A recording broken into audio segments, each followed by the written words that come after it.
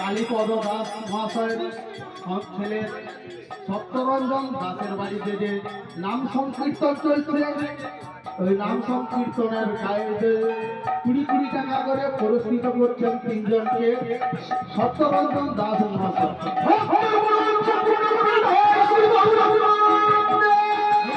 হরে